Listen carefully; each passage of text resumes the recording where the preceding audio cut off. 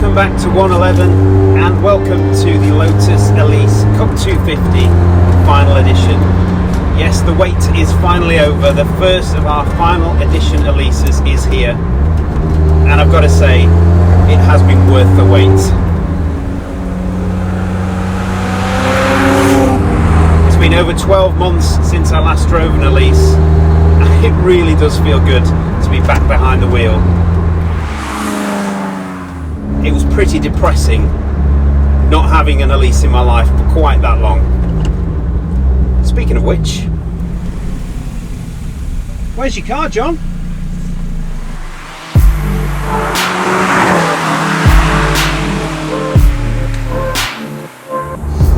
Well, thanks for picking me up.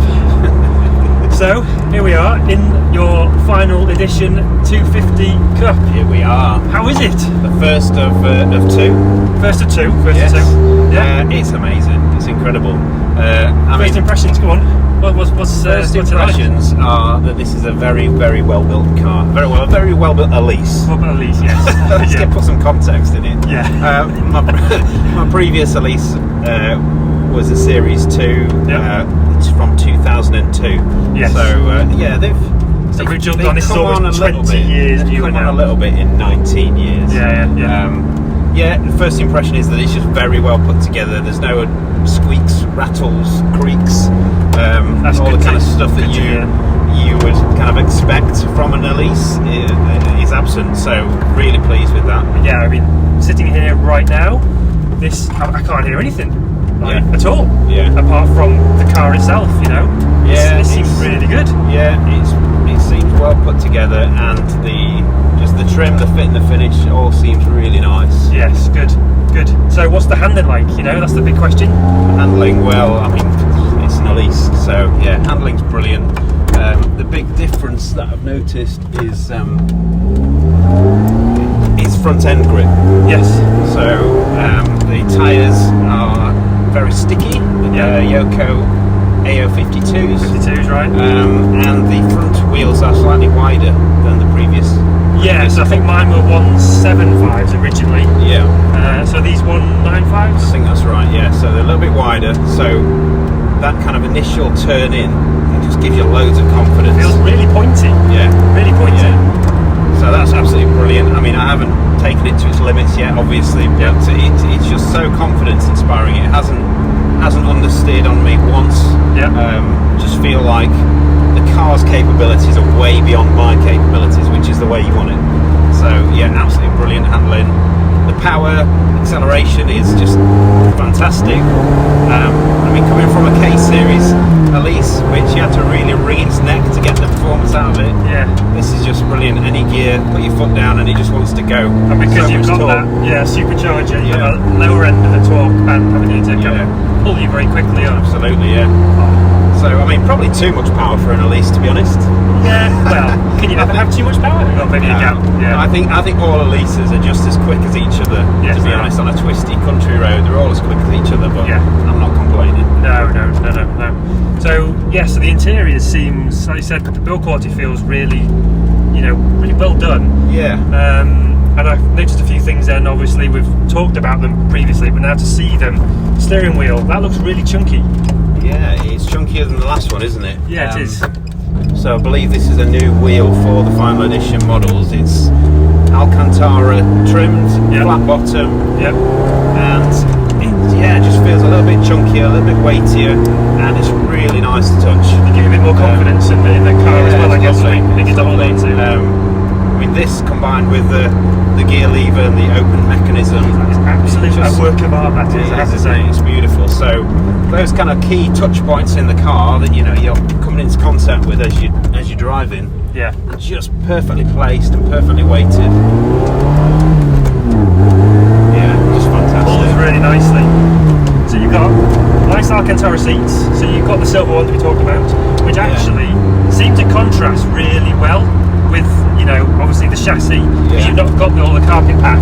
You can actually see the chassis, so it seems to go quite well, doesn't it? It links in with the bare aluminium, the diamond cut wheels as well. It's got those kind of silver accents on the car, so the seats work well. The seats are really comfortable. Yeah, they are. I mean, you get the carbon seats in the the cups, and it's obviously a little bit of a weight saving there, but really comfortable as well, aren't they? They are. Got to mention the dash. So this is very new. I've not really seen it at all. Working in the flesh like this. Yeah, it's very kind of clear with your speedo and the rev counter. Yeah, so there's kind of two modes, Tour and Sport, and depending on which mode you're in, it will switch the display on the digital dash. So currently got this in Sport mode, so the rev counter runs horizontally along the screen. Yep. If I flick it back into Tour, then it's more of a traditional kind of stack dialed, rev counter. Yep. And I've kind of got used to it now. I think, I don't know, jury's still out a little bit as far as I'm concerned as to whether it's necessary or an improvement, or if it's just a little bit of a gimmick. Yep. But it certainly makes the interior feel a little bit more special, makes it feel a bit more, a bit different to previous models. Yeah, that's lovely. I'm also picking up on quite a different engine note as well, or not so much engine note, but exhaust note.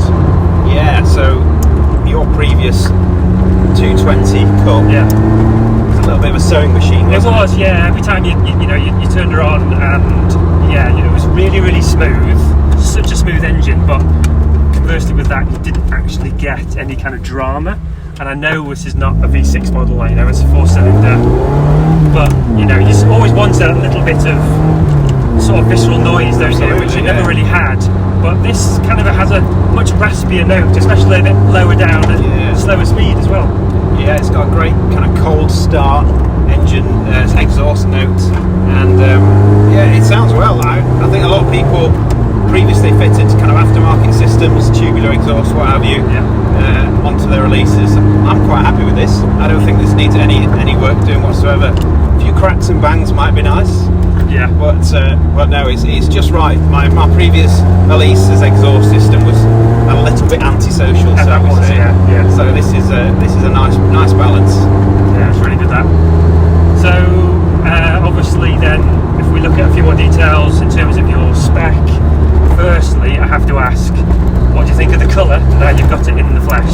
Oh, I love it. Yeah, the vivid green is just amazing. It's one of my favourite colours that Lotus do. I mean, I loved the electric green on my previous Elise, but this is just as good. I mean, it changes with the light. It has presence. We're on a bit of a grey day, but I did notice earlier on when the sun came out, you had that, because of the metallic feel in it, you had that kind of changing light depending on what was coming through, alter the look of the car. But it's from a passerby perspective, it really stands out. Yeah, really, really nice. Love the colour. A very full colour. Aero, okay with the aero now? Obviously you're used to kind of seeing mine with the bigger aero. What do you feel about the smaller aero? Obviously the later Cup 250s have got the smaller aero, which is most noticeable on the rear diffuser. I still, if you put the two side by side, I'm still a big fan of the old big aero. I think most people are. And it still looks great, but it's a shame that it doesn't feature that. But it is what it is. Fortunately, I don't have to look at the back of the car very often as I'm driving it. No, other people will, but you won't. Yeah, I know Lotus have talked about the fact that it's the same aerodynamic figures. Yeah, absolutely, it's the same. So there's no loss in terms of what it can do when you're on the track. Downforce. I think it actually weighs quite a bit less than the old diffuser, because this one's made of aluminium. Yeah. And turning is absolutely phenomenal. So other things you've gone for the diamond cut wheels. Happy with those as well? Yeah. We have a bit of banter, don't we, between the silver and the black, but I'm a fan of silver wheels. Pure silver wasn't an option on these final editions, so it was black or diamond cut. So I went with the diamond cut, and I think they look great on this particular car. Like we've said before, it picks out the silver elsewhere in the interior and the bare aluminium. And it I think it works really well with the vibrancy of the green as well. Yes, it does. You've gone with black, obviously, because your spec's a little bit more stealthy than mine. Yeah, it is. But I know a few people think they look a bit Halfords. I have noticed a few comments like that, but it's it's a bit subjective, isn't it? Yeah, each to their own. Yeah, of course. But no, I'm happy with the wheels. I've got the calipers painted red as well, which kind of picks out some of the final edition decals as well on the side of the car. So speaking of decals, I have noticed you have taken the decision to remove the Union flags from your end plates. You deflagged it. Deflagged it. So yeah, got the Union jacks taken off. Again, it's just a personal preference thing, isn't it? I was never a huge fan of the flags on the wing. Yeah. So yeah, had those taken off. If I change my mind, I can always stick them back. Yeah, well, you can do, can't you? You can always go back, can't you? Yeah. Obviously, it's got the lithium battery, so a nice lightweight battery. Yeah, a little bit lighter. Biggest other thing I've noticed from what was previously spec'd, you have a hardtop. Yes. So if you've watched the previous video where we talked about the specs for our cars, I proudly announced that I had gone for this soft top option only. I liked open top driving, wind in my hair, but unfortunately there are no soft tops available when we were building these cars. Apparently they're made in India, and COVID shut down the factory there for a few weeks, so no soft tops were available when I got the car. I've been told there's one on its way, but I get a hard top in the meantime, so I'm not complaining. Yes. No, of course not. So you've done, what have you done now? If I look, it's quite a small font, but I can see, what, 1,300 miles now? Yeah, so the car is running. No, I can't overtake. The car is running, done 1,300 miles. So the running in process, basically, first 600 miles, you need to keep the car below 4,000 revs and kind of moderate throttle input. So you don't need to keep the same all the way to the 4,000 then? No, so after 600 miles you can use full throttle and you can take it above 4,000 revs, but obviously not being stupid with it. You're not meant to kind of exploit the full performance until over 1,000 miles. Yeah. There were a couple of little niggles that were addressed at the first service, so I had an issue with the door handle, wouldn't open the passenger door from inside, so sorted that for me. Good to know. There's a little bit of trim down here, plastic silver trim around the handbrake, which seems to be kind of bubbling. I'm not quite sure what's going on with that, but they said they're going to sort that for me. And I've also just noticed today, as we are filming, that the passenger seatbelt warning beep has just decided to keep going off every time I drive the car without a passenger in it. So not quite sure what that's about, but that needs sorted. So a few minor niggles. Nothing significant. But nothing is detracting from what so far is the experience of the car. No. Okay, so this car feels special. Glad you've gone through with it and done the deal on it.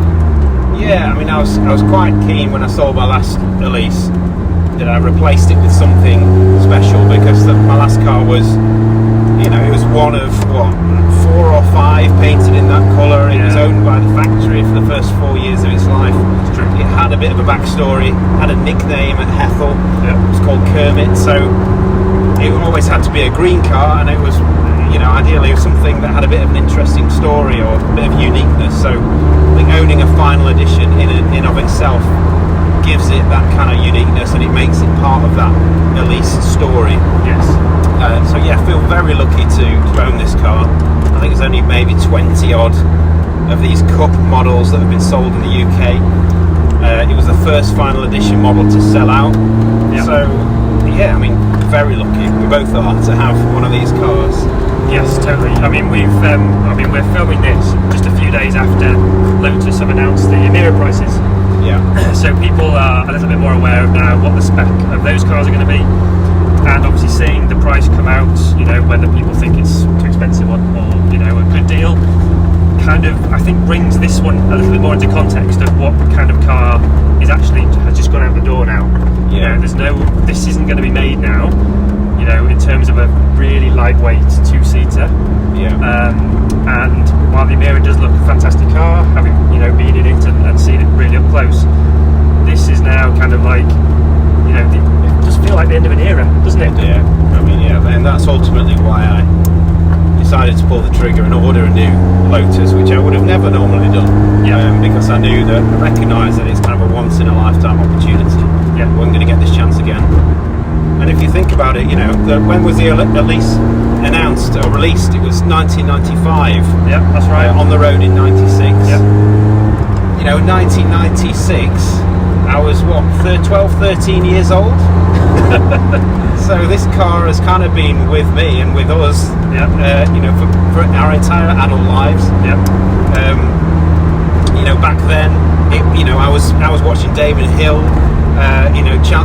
fighting with Michael Schumacher for the F1 world title. I was watching Colin McRae in rally, and so that kind of love of motorsport and love of cars kind of coincided with the release of this car. So in a way, this car and its story, its history, tells almost a story of my kind of love affair with motoring, with cars, with motorsport. So it's incredibly special. I always hit a pheasant.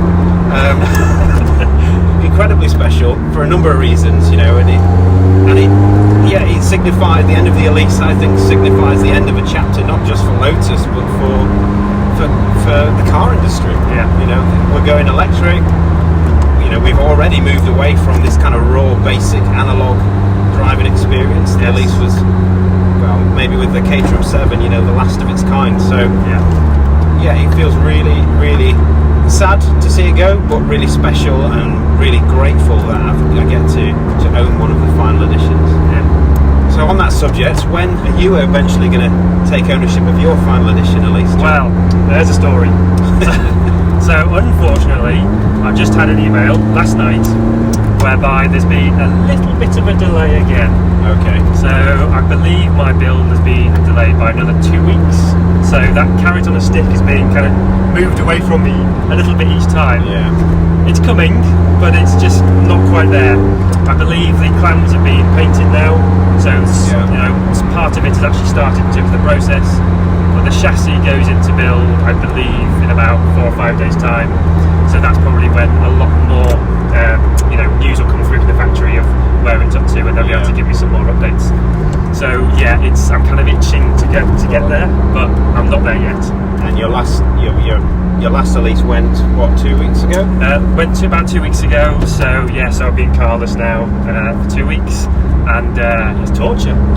It's torture. So I've not been without a Lotus. I had a Lotus the last 3 years. Yeah. So to suddenly not have it and be able to kind of get in for a weekend drive, you really begin to notice it. You do miss it, don't you? You do, yeah. But not long.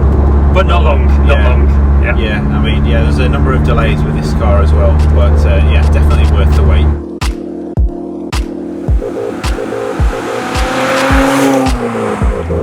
So if you want to see the next car, John's car, when that's delivered, make sure you subscribe to the channel. We'll make sure we get out and do a video with it as soon as we can. If you have any questions or anything else you'd like to find out about the Cup 250, please drop us a comment in the comment section below. And I've got to navigate this corner. Well done, excellent. If you have an interesting car that you'd like to be featured on the channel, then please get in touch. We'd love to hear from you, and we'd love to maybe try and do some sort of collaboration with you on your car. Absolutely. Thanks for watching. We'll see you again soon.